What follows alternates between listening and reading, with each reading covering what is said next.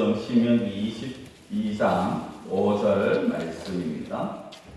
구약성경 295페이지 신명기 22장 5절 우리 한 절입니다. 같이 한 목소리로 한 절이기에 한 목소리로 우리 합독하도록 하시겠습니다. 다 같이 읽습니다. 여자는 남자의 의복을 입지 말 것이요 남자는 여자의 의복을 입지 말 것이라. 이같이 하는 자는 우리 하나님 여호와께 가증한 자이니라. 아멘.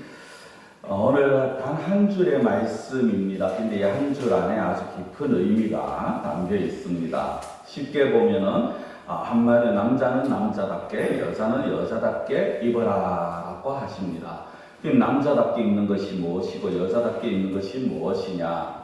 좀 연세 드신 분들은 남자답게 입는 거, 단정한 머리에 단정한 옷차림, 그렇죠. 바지에 단정한 상의, 그리고 여자들은 어떤 치마나 그리고 좀 그런 여성스러운 그런 옷차림들, 그런 거를 말씀을 하실 겁니다. 이 말씀이 과연 그런 거냐? 그렇다면 우리는 이스라엘식으로 남자들도 치마를 입어야 되는 거죠. 이 말씀은 그게 아니라는 겁니다. 그러면은 어떤 내용이냐? 여기에서 또 어떤 분 조금 더 깊이 들어가시면은 이런 분들이 계실 겁니다. 이거는 성적인 문제다. 동성애나 성도착증 같은 성적인 문제를 가지고 지금 말씀을 하는 거다. 즉, 남자가 남자와 여자가 여자와 사랑하는 것이 잘못이라고 말씀을 하는 거다라고 그렇게 볼 수도 있습니다.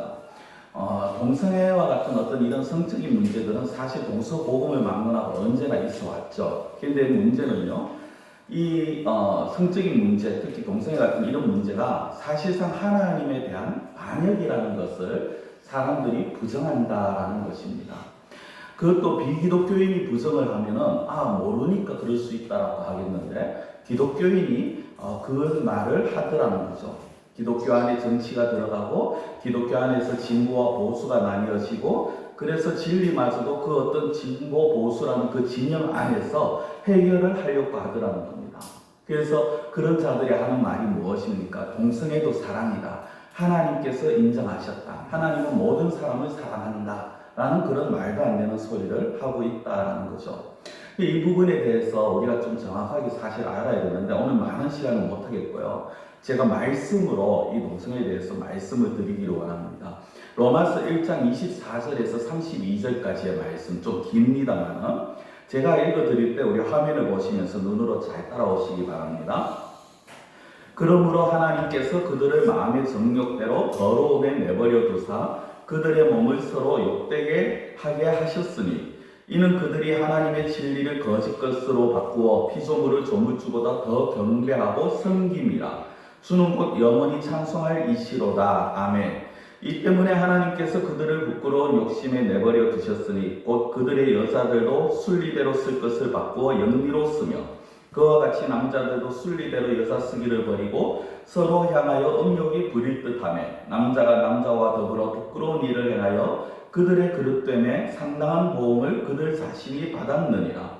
또한 그들이 마음에 하나님 두기를 싫어하며 하나님께서 그들을 그 상실한 마음대로 내버려 두사 합당하지 못한 일을 하게 하셨으니 곧 모든 불의, 추악, 탐욕, 악의가 가득한 자요 시기, 살인, 분쟁, 사기, 악독이 가득한 자요 수근수근하는 자요 비방하는 자요 하나님께서 미워하시는 자요 능욕하는 자요 교만한 자요 사랑하는 자요 악을 도모하는 자요 부모를 거역하는 자요 우매한 자요 배약하는 자요 무성한 자요 무사비한 자라. 그들이 이 같은 일을 행하는 자는 사형에 해당한다고 하나님께서 정하심을 알고도 자기들만 행할 뿐 아니라 또한 그런 일을 행하는 자들을 옳다 하느니라. 아멘. 오늘 좀 긴 말씀입니다만 동성애에 대해서 하나님께서 이것이 하나님 앞에 어떤 모습인가를 말씀을 하시죠. 어떤 성적인 문제, 성적인 자들에 대해서 그들은 하나같이 자기들의 욕심, 자기들의 정욕대로 행한다라는 것입니다. 또한 그러면서 그들은 자기들의 마음에 하나님 두기를 싫어하고 하나님을 거부한다라고 말씀을 하죠. 하나님이 아니라 자기가 주인이 되고 자기의 만족과 쾌락을 위해서 살아갑니다. 그리고 이것이 잘못인 것을 알면서도 이것이 옳다라고 말을 합니다. 어떻게 잘못인 걸 알면서 옳다라고 말을 할 수 있느냐? 이런 사람들이 너무 많다라는 거예요. 제가 지지난 주일이죠. 인사청문회에 나와서 말도 안 되는 질문을 한 국회의원 중에 신학교까지 나왔다는 인물에 대해서 잠시 말씀을 드렸습니다. 그 방송이 나가고요. 난리가 났습니다. 그래서 그 사람이 결국 자기가 속한 그 지역구가 수원이라서 수원 기독교 총연합회에 가서 그 사무실에 가서 사과의 말을 하는데 그것도 당당하게 공개적으로 못했어요. 비공개로 찾아가서 거기서 말을 합니다. 그래서 공개적으로 사과할 수 있느냐 주저하더라고요. 그러면은 그 교단이 당신이 속한 교단이 뭐냐 하니까 자기가 속한 교단이 동성애를 옹호하고 인정을 하기 때문에 자기는 그런 말을 했다라고 하면서 그 교단을 밝히라고 하니까 그것도 못합니다. 이 사람은 자기가 했는 게 잘못이라는 걸 알죠. 알면서도 인정을 못해요. 왜 그렇습니까? 자기의 욕심 때문이라는 거죠. 자기의 이득을 위해서라는 겁니다. 자, 다시 오늘 말씀을 보시면요. 이것 역시 마찬가지입니다. 이걸 우리가 동성애와 같은 어떤 성적인 부분으로만 한정해서 보아야 하느냐. 물론 동성애 문제도 포함이 되어 있습니다만 더 중요한 의미가 있어요. 그것이 무엇이냐면 우리의 필요나 죄악된 욕심 때문에 하나님께서 나에게 맡기신 그 신분과 책임을 외면하지 말라는 겁니다. 오늘 말씀을 제가 사실 처음에는 제목을 이렇게 잡았습니다. 남자는 남자답게, 여자는 여자답게. 이게 무엇이냐면요. 우리가 하나님께서 우리에게 맡기신 남자에게 맡긴 남자로서의 책임, 여자에게 맡긴 여자로서의 책임, 그걸 외면하지 말라는 거예요. 근데 단순히 이걸 제가 말씀을 준비하면서 남자와 여자만이 그렇게 나눌 문제는 아니더라는 거죠. 자, 한번 보시면요. 우리가 좀 재밌게 한번 생각해 보겠습니다. 남자들이 살아가면서 제일 하기 싫은 것 중에 하나가 뭐냐면 군대 가는 겁니다.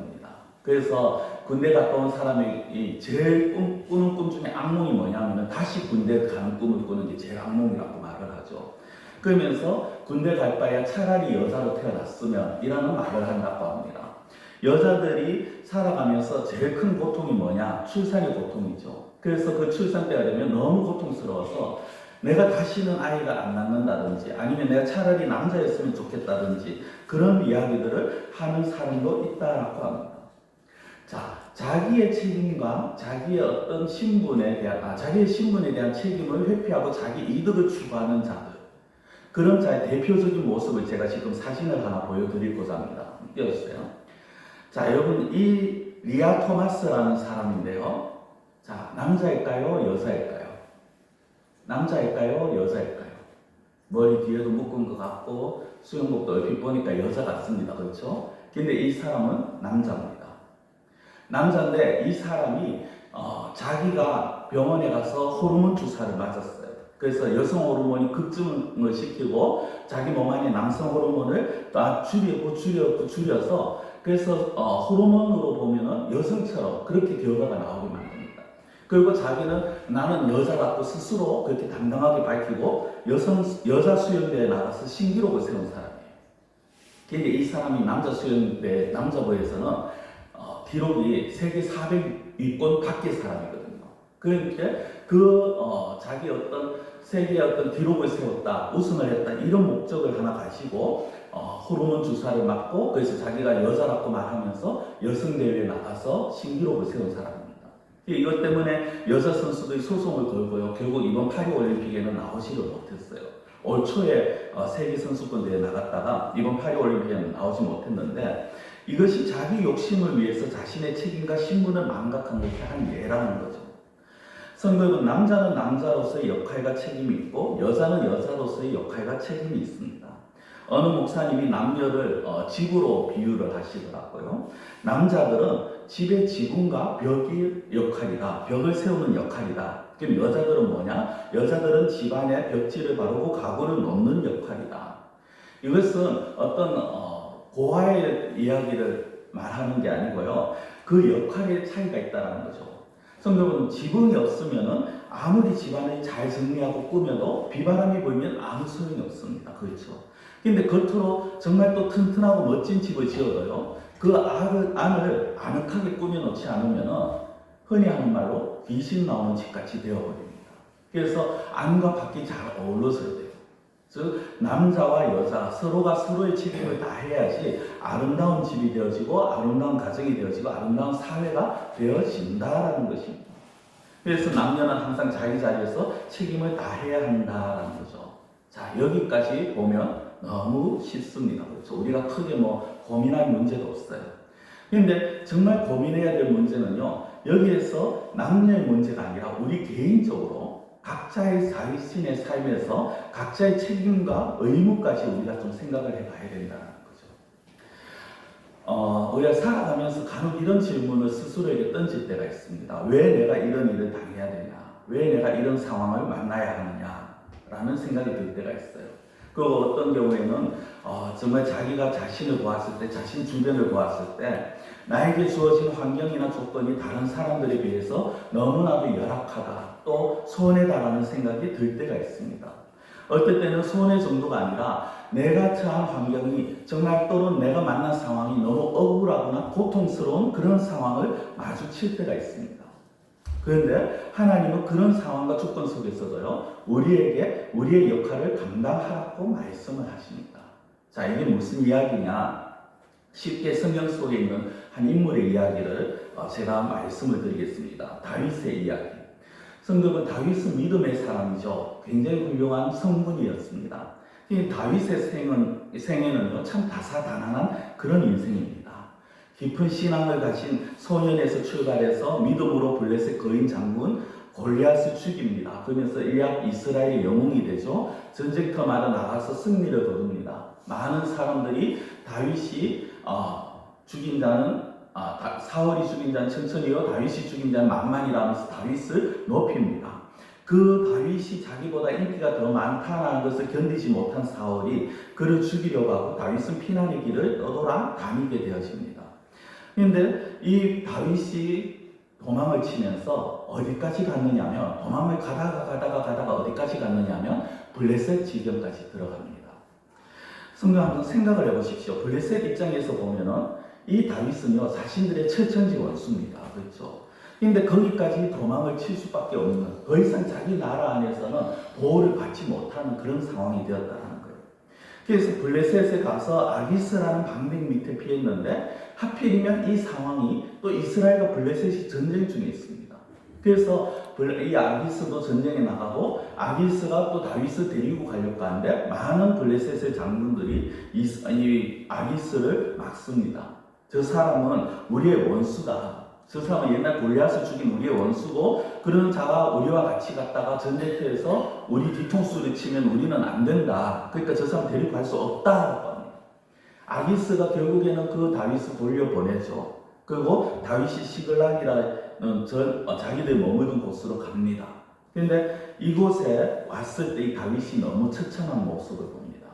그것이 무엇이냐면, 이제 블레셋과 이스라엘의 전쟁 속에서 자기가 참여를 안 해도 된다는 것, 어느 쪽에 편을 안 들어도 된다는 그 자유는 받았는데 딱 자기가 있는 시글락에 오니까 너무나도 그 상황이 처참한 상황이 되어집니다.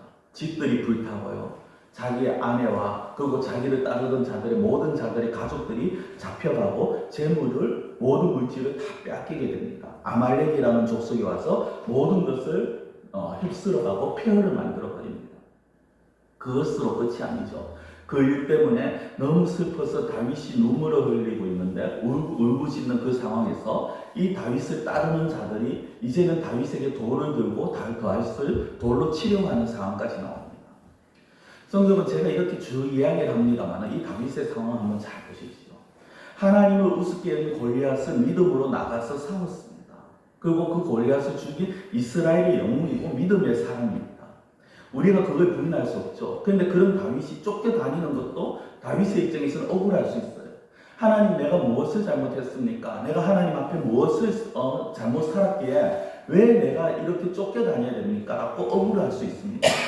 그런데 그 상황에서 정말 블레셋까지 간 것도 그런데 보니까 자기의 아내와 그 자기의 따르던 자들, 모든 자들의 그 가족들이 잡혀가고 재물을 약탈당했다는 거예요. 이것이 이해가 되십니까? 아직도 무슨 말인지 이해가 안 되신 분은 안 계시겠죠. 우리가 가진 신앙이 이럴 수 있다는 거예요. 내가 하나님을 위해 목숨 걸고 싸웠어요. 때로는 정말 우리가 흔히 하는 쉬운 말로 사람들이 뭐라 하든지 내가 말씀을 지켰습니다. 정말 말씀 따라 순종하고 하나님이 원하는 일에 힘을 쓰고 충성하고 헌신하고 하나님 중심으로 살려고 했어요. 그런데 내가 만난 상황은 갈수록 더 꼬여간다는 겁니다. 내가 만난 상황은 더 어렵게 되더라는 거죠. 지금 그런 상황이에요.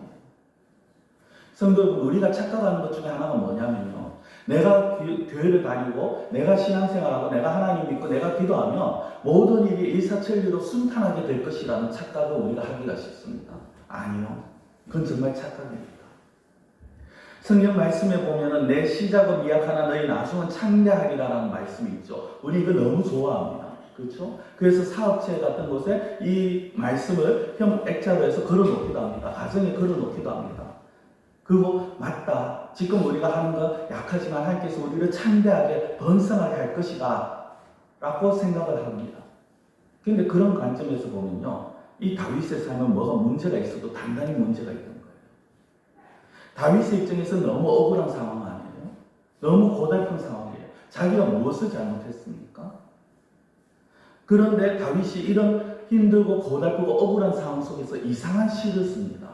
그게 시편 34편인데 이 시가 무슨 시냐? 자, 성경을 보시면요. 화면이 나오는데 이렇게 나오죠. 다윗이 아비멜렉 앞에서 미친 채 하다가 쫓겨나서 지은 시. 여러분들 시편 34편 탁 피면은 34라는 숫자 위에 이게 적혀 있어요. 다윗이 아비멜렉 앞에서 미친 채 하다가 왜 미친 채 하는 줄 아십니까? 이 사울을 피해서 도망을 치다가 블레셋 앞에 갔는 거예요. 그런데 사람들이 이 다윗을 데려갔는데 이 다윗이 거기에서 자칫 잘못하면 죽을 것 같으니까 거기서 침을 질질 흘리면서 미친 척합니다. 그래서 그 아비멜렉이 어디 미친 것을 데리고 내 앞에 오느냐면 그걸 쫓아내버려요. 얼마나 비참합니까?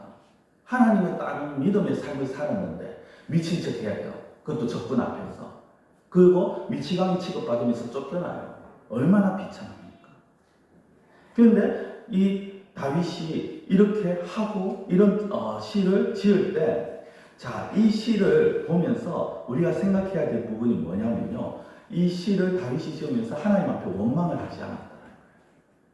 원망을 하지 않았다는 거예요. 제가 잠시 후에 다시 말씀을 드리겠습니다만은, 성도 여러분, 우리가 생각할 때 성도가 고통 가운데 있으면 하나님은 빨리 그 문제를 해결해 주셔야 돼요. 그게 맞는 거 아닙니까? 우리는 그렇게 생각하잖아요. 그래서 아람 군대를 둘러싸인 엘리사를 위해서 하나님이 불말과 불병거를 보내서 모든 것들을 다 잠재우고 그들을 오히려 사로잡는 그 기적을 보여준 것처럼 다윗 역시 이런 상황에서 미친 척하도록 블레셋에게까지 쫓겨가도록이 아니라 하나님께서 놀라운 역사를 보여주셔야 되는 거예요. 그런데 하나님은 그런 도움을 베푸시지 않아요.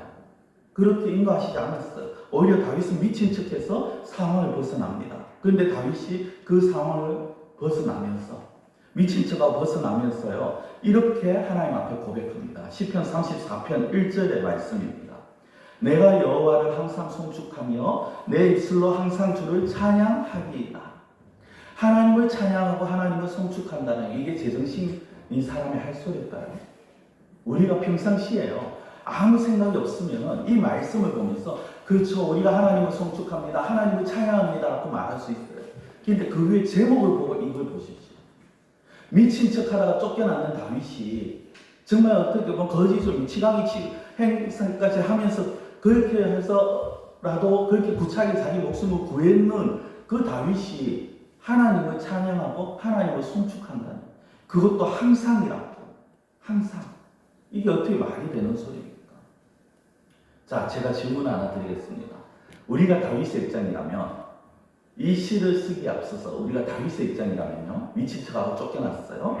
자, 우리라면 어떻게 할까? 1번, 하나님을 욕한다. 2번, 하나님께 따진다. 어떻게 나에게 이런 일을 이렇게 상황을 만들어 가십니까? 왜 날 안 도와주십니까? 따진다. 3번, 하나님도 가짜야, 거짓이야, 하나님을 안 믿는다. 여러분 어떻게 하실 것 같습니까? 우리가 말씀을 듣잖아요. 그러면 앉아서 생각을 하잖아요. 그러면은 아이고 그래도 하나님을 잘 따라야지, 그래도 하나님을 믿어야지 라고 합니다. 그러나 막상 우리의 삶 여러분들 지나온 삶을 한번 보십시오. 힘들고 어려울 때 그 상황 속에서도 하나님 이 힘들고 내가 지금 너무 고통스러운데 그래도 내가 하나님을 찬양합니다. 그래도 내가 하나님을 송축합니다 라고 우리가 그렇게 살아왔나요? 물론 그런 믿음의 삶을 사신 분도 계시겠지만 대부분의 사람들은 하나님 왜 이렇습니까? 라고 하나님 앞에 따지는 것이 아마 거의 대부분일 겁니다. 다윗은 지금 우리가 도저히 상상할 수 없는 지경의 나라까지 떨어졌어요. 근데 그 와중에 다윗은 하나님을 찬양합니다. 왜냐? 다윗은요, 이것이 자신이 받는 훈련이라고 깨달았어요. 영적인 훈련이라고 깨달았습니다. 자, 한 사람의 더 얘기를 해보겠습니다. 하고 다시 오늘 말씀을 좀 생각해 보겠습니다. 다윗과 같은 이상한 인물이 다윗보다 훨씬 이전에 또 한 사람이 있었죠. 요셉입니다. 아버지로부터 많은 사랑을 받았어요. 형들보다 더 많은 사랑을 받았어요. 그런데 형들에 의해서 노예로 팔려갑니다. 그것도 억울한데 그 가운데 성실하고 신실하게 살았는데 음욕이 가득한 여인 때문에 억울한 누명을 쓰고 억울한 감옥살이를 합니다. 성도 이 정도면요, 보통 정신으로 견디기 힘듭니다. 내가 뭘 잘못해서 노예로 팔려가야 됩니까? 내가 뭘 잘못해서 감옥을 살아야 됩니까? 라고 따질 수 있는 상황입니다. 그런데 성경에 보면 다윗의 요셉에게 그런 모습이 보이지 않아요. 항상 그 가운데서도 하나님을 의지하는 모습을 가집니다. 그 결국 애굽의 총리가 되죠. 자, 성도 여러분, 다윗과 요셉의 공통점이 뭔지 아십니까? 인생에, 어떻게 보면 인생의 밑바닥까지 내려갔다는 거예요. 더 이상 내려갈 수 없는 자리까지 지금 내려간 상황이에요. 그런데 그들이 밑바닥까지 내려가는 그 상황은 자신들의 잘못은 거기에 없었다는 게 더 큰 문제예요. 자신들이 실수해서 자신들이 잘못해서 인생의 밑바닥에 간 게 아니라 자신들은 하나님을 믿었을 뿐인데 그 바닥까지, 그 나라까지 떨어졌다는 거예요. 결국 그 상황은요, 우리는 이 이야기를 너무 잘 알고 있기 때문에 너무 쉽게 생각할 수 있지만 그들에게는 견디기 힘든 고통이었죠. 너무 잘 아는 우리는 이것을 보면서 무엇을 생각할 수 있습니까? 그 밑바닥까지 떨어진 가운데 하나님께서 그들을 훈련시켰다라는 거예요. 그 밑바닥에서 정말 답답해서 허우적거리는 그 상황에서 하나님은 그들을 그 상황에서 훈련을 시켰고 그들은 훈련을 받았다라는 겁니다. 성도 여러분, 우리 역시 마찬가지입니다. 우리에게 있어서 지금 내가 필요한 대로 되어지고 지금 내가 뭔가 잘 되는 것, 그게 중요한 게 아닙니다. 그게 정말 필요한 게 아니에요. 정말 필요한 것은 무엇이냐면은 하나님께서 나를 훈련시킨다라는 것을 우리가 늘 생각해야 된다.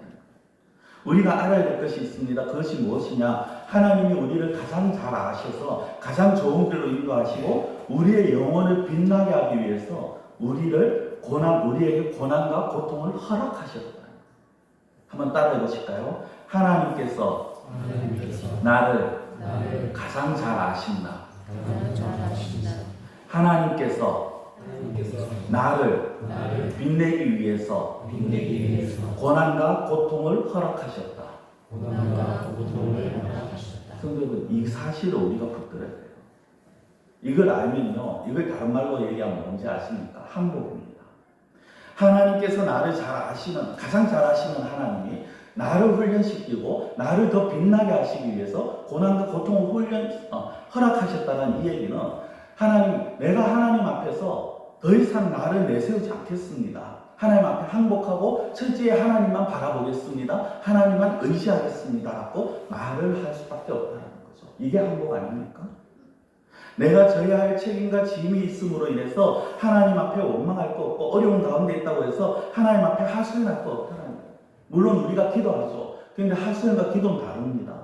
기도는 이거 힘든 상황 속에서 하나님의 뜻을 구하는 게 기도인 것이고요. 하소연은 하나님 왜 이렇게 나를 괴롭힙니까? 라고 따지는 게 하소연이죠. 성도 여러분, 우리가 힘들고 억울하고 하소연하고 하나님을 원망하는 건요, 하나님께서 나에게 맡긴 그 짐과 그 책임을 나는 지지 않겠습니다라는 거예요. 그리고 더 나아가서 하나님께서 나를 인도하실 거라는 그 믿음이 없다라는 거죠. 그러니까 하소연을 합니다. 하나님께서 나를 책임지시고 나를 가장 좋은 길로 인도하실 거라는 믿음이 있다면 우리는 지금 어떤 상황을 만나도 우리 여기에 어떤 분들은 정말 다른 사람이 알지 못하는 그런 괴로움이 있을 겁니다. 마음의 괴로움이 있을 수 있고 육신의 괴로움이 있을 수 있어요. 그러나 그 상황 속에서도 하나님을 의지할 수 있다는 거예요. 말씀을 맺겠습니다.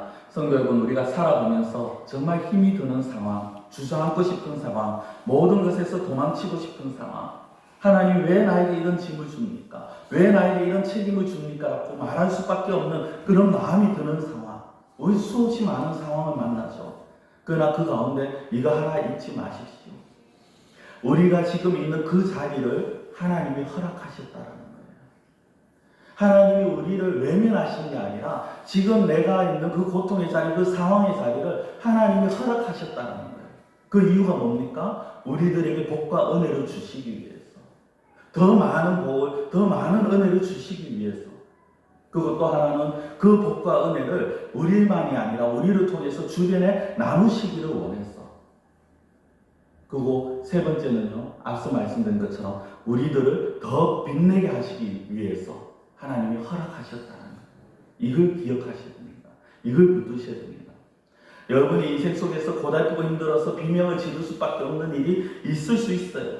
그럴 때 하나님이 여러분을 보내시며 함께 하시며 복을 주시는 일에 어디인가 잘못이 있겠느냐라는 마음을 우리가 가져야 된다. 하나님이 나와 함께 하시는 일에, 하나님이 나에게 복 주시는 일에 무슨 잘못이 있겠는가? 라는 그 마음, 그 신앙의 눈으로 하나님을 바라보시고 하나님 앞에 항복과 순종으로 여러분들의 삶을 이겨내시는 그러한 의성들이 되시기를 간절히 축원합니다. 하나님은 여러분들의 편이십니다. 기도드리겠습니다. 사랑의 하나님 아버지, 오늘 우리가 말씀을 통하여 하나님의 마음과 하나님의 뜻을 다시금 생각해 보기를 원합니다. 우리가 남자답게 여자는 여자답게 살아야 된다는 것이 결국 우리가 가져야 할 책임, 내가 하나님께서 나에게 주신 그 신분에 맞는 책임과 짐이 있다는 것이고 그 책임과 짐을 우리가 져야 한다는 것을 우리가 다시 한번 생각할 수 있는 이 시간이 되기를 원합니다. 특별히 하나님, 우리가 감당하기 힘든 짐이 있다 해서 우리가 정말 견디기 힘든 그런 짐을 우리가 만난다 할지라도 그것을 지고 있다 할지라도 그 상황 속에서 하나님께서 그 짐을 우리에게 허락하셨고 그 허락하신 이유는 우리에게 복과 은혜를 주시며 또 우리를 통하여서 그 복과 은혜를 흘려주시기를 원하며 그리고 우리의 영혼을 더욱더 빛나게 하시기 위해서라는 그 사실을 저희들이 기억하게 하시고 깨닫게 하시고 그 하나님을 바라보며 우리에게 맡겨진 지금의 이 짐들, 지금의 이 책임들을 잘 감당할 수 있는, 믿음으로 감당할 수 있는 그러한 저희들의 삶이 될 수 있도록 하나님 인도해 주시고 힘을 다하여 주시옵소서. 간절히 원하옵고 예수님의 이름으로 기도드리옵나이다. 아멘.